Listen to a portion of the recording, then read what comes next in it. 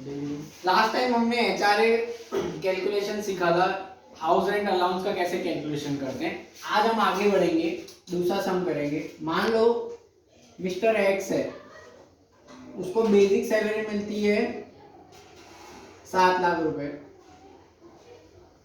उसको एचआरए मिलता है 1 लाख रुपए,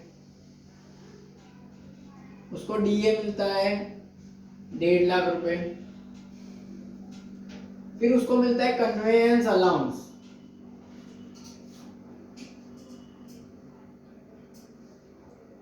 2,000 रुपए, फिर उसको मिलता है चिल्ड्रन एजुकेशन अलाउंस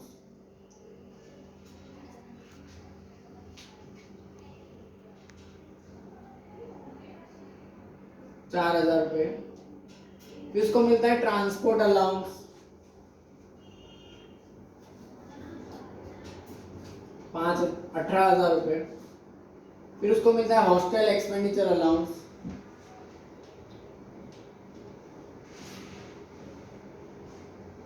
7,000 रुपए, फिर उसको मिलता है टेलीफोन अलाउंस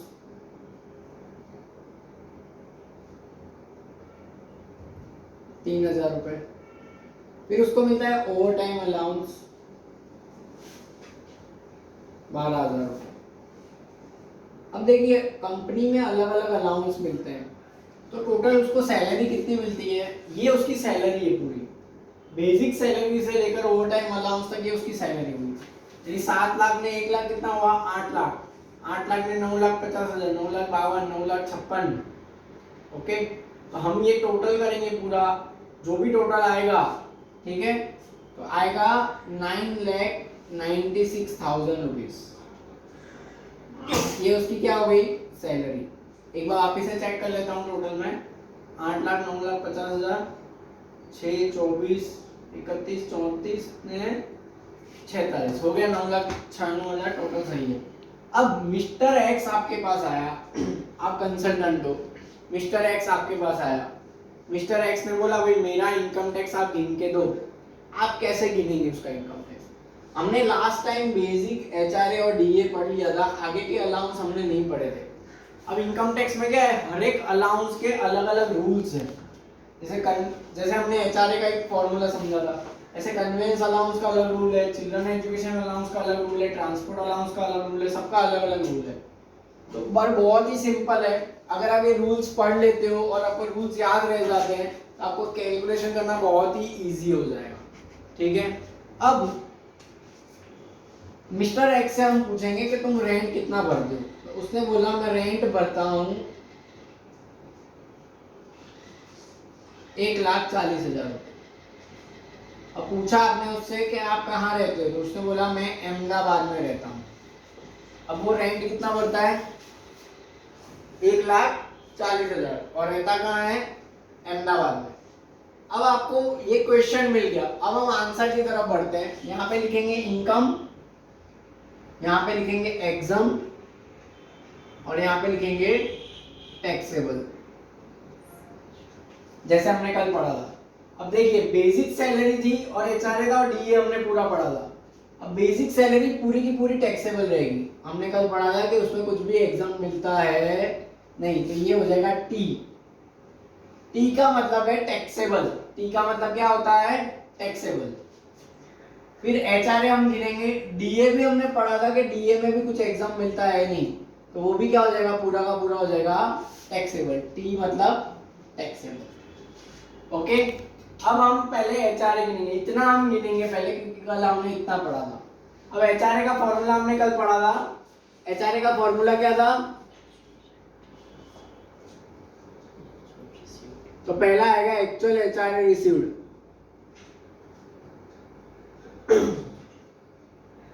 दूसरा आएगा rent paid minus 10% of salary, और तीसरा आएगा 40% और 50% ऑफ सैलरी। तो एक्चुअल एचआरए रिसीव्ड कितना एचआरए मिला है, 1 लाख रुपीस। कितना एचआरए मिला है, यहाँ पे आएगा 1 lakh rupees. Rent paid, rent कितना भरा है, 1,40,000, 40,000 हो जाएगा, 1,40,000 माइनस 10% किसका, सैलरी। तो सैलरी का मतलब क्या है, बेसिक प्लस डीए। सैलरी का मतलब क्या होता है, बेसिक प्लस डीए, हमने कल पढ़ा था। तो बेसिक सैलरी कितनी है, 7 लाख, और डीए कितना है, 1.5 लाख, तो कितना हो गया, 8.5 लाख। तो 10% किसका होगा, 8.5 लाख का। तो 1,40,000 में से 85,000 गया, तो कितना बचा, 55,000 रुपये। पता चला। अब 40% और 50%, अपने में क्या आएगा, 40%। तो 40% किसका, 8,50,000 का। इसका 40% कितना आएगा, 3,40,000 रुपये।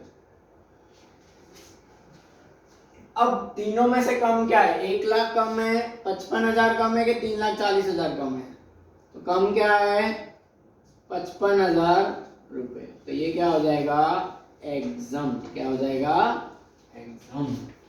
ओके, यहाँ पे आएगा 55,000 रुपये, यानी उसको 1 लाख पगार मिल, एचआरए मिलता है, उसमें से 55,000 गया, तो कितना बचा, ये 45,000।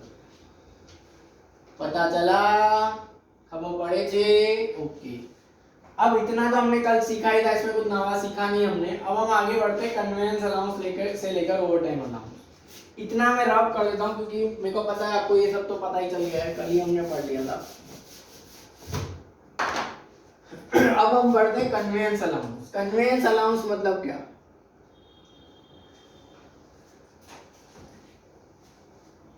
कन्वेंस अलाउंस मतलब ऑफिस के टाइम पे, ऑफिस के काम से आप कहीं जाते हैं तो उसको बोलते हैं कन्वेंस अलाउंस। ऑफिस ना टाइम में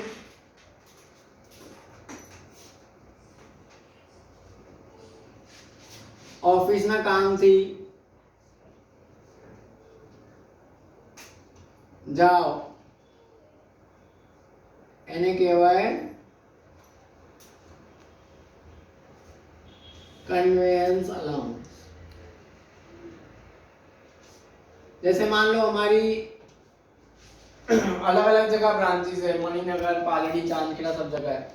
अब यहाँ से हमने किसी को दूसरी ब्रांच में भेजा, उसको बोला कि ये ब्रांच में जाके ये काम करके आ, उसका आने जाने का पैसा लगेगा, तो उसको हम देंगे, क्या देंगे, कन्वेंस अलाउंस। क्या देंगे, कन्वेंस अलाउंस। अब मान लो हमने उसको दिए, जैसे इसको इधर ये सब में कितने मिल रहे हैं कन्वेंस अलाउंस, 2,000 रुपये, यानी उसकी इनकम कितनी हुई, 2,000। अब उससे पूछेंगे भाई तेरा खर्चा कितना हुआ, तो रूल क्या है कन्वेंस अलाउंस में, आपको जितना मिला और जितना आपने खर्चा किया, यानी आपको मिला कितना है, 2,000, और आपने खर्चा कितना किया है, उन दोनों में से जो कम है, लोअर, यानी कम है, ओछू, तो वो क्या हो जाएगा, एग्जाम्प्ट हो जाएगा। वो क्या हो जाएगा, एग्जाम्प्ट। तो उससे पूछने का मिस्टर एक्स से कि भाई तुमने खर्चा कितना किया है।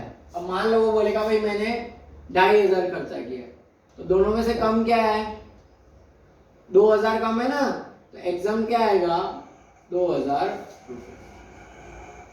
पता चला, तो यहाँ पे क्या आ जाएगा, 2,000। तो 2,000 में से 2,000 गया तो कितना बचा, 0। ओके, अब ऐसा भी हो सकता है, दूसरा केस, उसकी इनकम है 2,000 रुपये और उसने एक्सपेंस किया है 700 रुपये, तो दोनों में से कम क्या है, तो दोनों में से कम क्या है, 700 रुपये। तो इधर क्या आएगा, 700 रुपये। अगर इधर 700 आएगा तो 2,000 में से 700 गया तो कितना बचा, 1,300। पर हम लोग प्रैक्टिकल लाइफ में कैसा करते हैं, प्रैक्टिकल लाइफ में हमेशा हम कन्वेंस को पूरा का पूरा एग्जाम ही ले लेते हैं, मतलब पूरा 2,000 का 2,000 एग्जाम ही ले लेते हैं।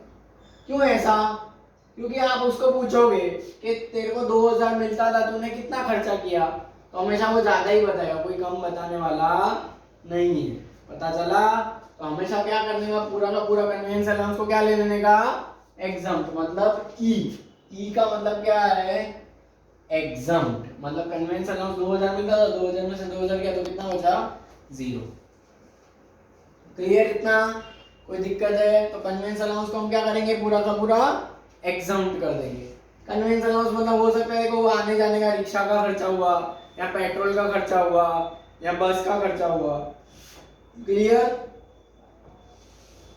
अब आगे बढ़ते हैं, चिल्ड्रन एजुकेशन अलाउंस।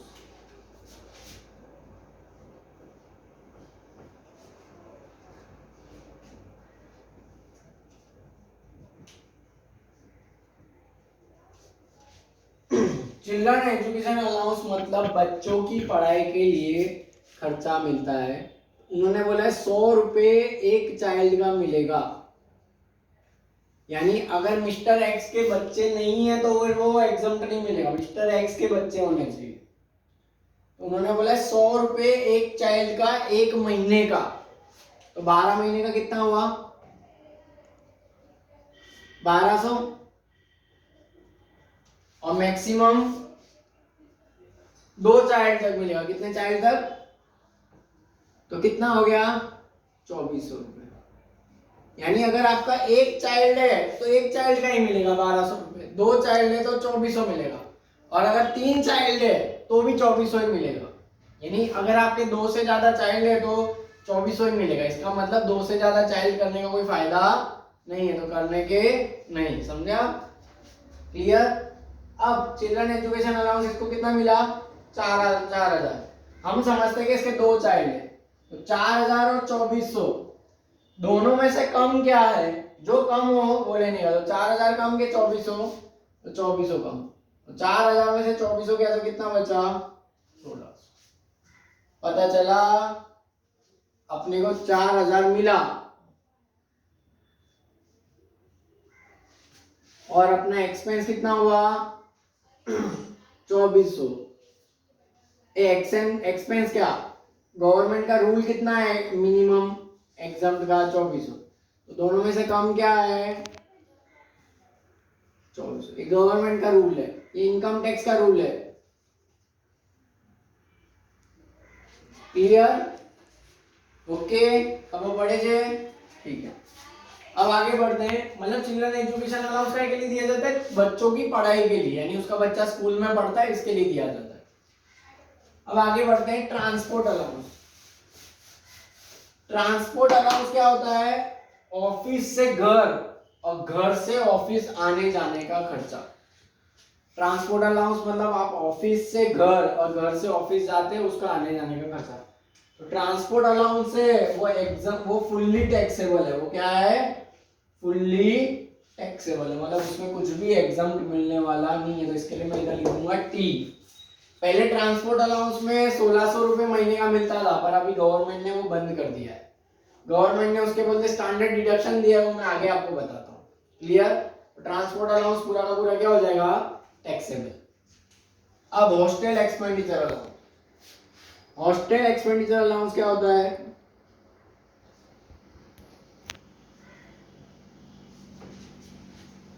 उसमें जैसे चिल्ड्रन एजुकेशन अलाउंस है, ये हॉस्टल एक्सपेंडिचर अलाउंस, बच्चों की हॉस्टल की फीस होती है ना, इसके लिए वो दिया जाता है। तो चिल्ड्रन एजुकेशन अलाउंस 100 रुपए मिलता है, ये 300 रुपए मिलता है। कितना रुपए मिलता है, 300 रुपए पर मंथ एक चाइल्ड का।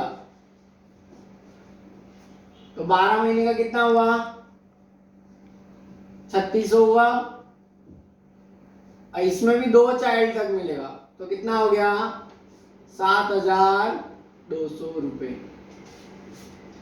यानी हॉस्टल एक्सपेंडिचर अलाउंस कितना मिलता है 7200 रुपए। अब देखो इनकम कितनी है उसकी 7000, और रूल्स क्या है 7200, तो दोनों में से कम क्या है, तो 7000 कम है, तो एग्जाम कितना हो जाएगा 7000 रुपए। तो 7000 में से 7000 गया तो कितना बचा 0। पता चला। टेलीफोन अलाउंस, यहां तक क्लियर हो गया। अब बढ़ते हैं टेलीफोन अलाउंस। टेलीफोन अलाउंस मतलब आपको कंपनी वाले देते हैं, ताकि आप समझो, अभी आपको पता है वर्क फ्रॉम होम का काम चलता है, सब घर पे बैठ के कंप्यूटर पे काम करते हैं, तो कंपनी वाले क्या करते हैं, इंटरनेट का, ब्रॉडबैंड का, ये सब पैसा देते हैं, क्योंकि आप जहां से भी काम करोगे आपका एक्सपेंस होगा। तो अपने को क्या करने का, हम ये समझते हैं कि वो लोगों ने पूरे के बिल सबमिट किए होते हैं, तो ये भी पूरा का पूरा क्या ले लेने का, एग्जाम। क्या ले लेने का, एग्जाम। तो 3000 रुपये था, 3000 रुपये मिला तो कैश हो गया, क्लियर। क्योंकि टेलीफोन अलाउंस 3000 तो सबका खर्चा होता ही है। कंपनी वाले क्या, जब जब ये बनाते हैं तो आपसे बिल मांगते हैं, आपको ये बिल दे देने के 3000 के बिल है तो पूरा पूरा एग्जाम हो जाए। आपके पास अगर 2500 के बिल है तो 2500 मिलेगा, 2000 के बिल है तो 2000 मिलेगी। पर क्या होता है, पूरे बिल ऐसा हम समझते हैं तो 3000 का 3000 पूरा मिल जाएगा। Over time allowance, over time allowance पूरा टैक्सेबल है। क्या है, पूरा टैक्सेबल, यानी इधर कुछ भी एग्जाम होगा नहीं। यहां से हम टोटल करेंगे, कितना टोटल आएगा, तो 7 लाख ने 8.5 लाख, 895, 925, 9,26,600 रुपए, ठीक है। यानी उसकी सैलरी है 9,96,000, पर उसको टैक्स किस पे भरना है, 9,26,600 पे। एक बार आप इसे टोटल चेक कर लीजिए, ठीक है। अब देखो, अब सम यहाँ पे खत्म नहीं होता है। हमने पहले जो सम्स किए थे ना, जिसमें हमने जो सिंपल एचआरए गिना था, उसमें मैंने आपको एक पॉइंट नहीं बताया था। ये पॉइंट इसके लिए नहीं बताया क्योंकि आपका पहला लेक्चर था, पर वो पॉइंट मैं इधर कवर करता हूँ। इसके बाद गवर्नमेंट देती है स्टैंडर्ड डिडक्शन। क्या देती है, स्टैंडर्ड डिडक्शन। मतलब जो भी सैलरी वाला है उसको 50,000 रुपए का स्टैंडर्ड डिडक्शन मिलता है।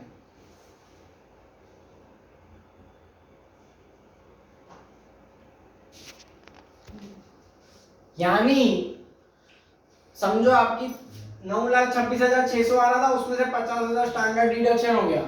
आपको टैक्स किस पे भरना है, 8,76,600। मतलब आपकी सैलरी 9,96,000, पर आपको 9,96,000 पे टैक्स नहीं भरना है, आपको किस पे टैक्स भरना है, 8,76,600। अब इस पे आप गिनेंगे 2.5 लाख तक नहीं, 2.5 लाख से 5 लाख तक 5%, 5 लाख से 10 लाख में 20%, 10 लाख के ऊपर 30%, फिर वो टैक्स आप भरेंगे। जैसे मैं इसमें बताता हूँ, 12,500 प्लस 3,76,600 का 20% कितना आता है, करिए इसका 20% कीजिए, 7.320। क्या 7.320 और टोटल करेंगे 02 plus 4% health and education cess, कितना आएगा, 9,133,2.8 क्या 9 1,332.8। इतना आएगा इनकम टैक्स।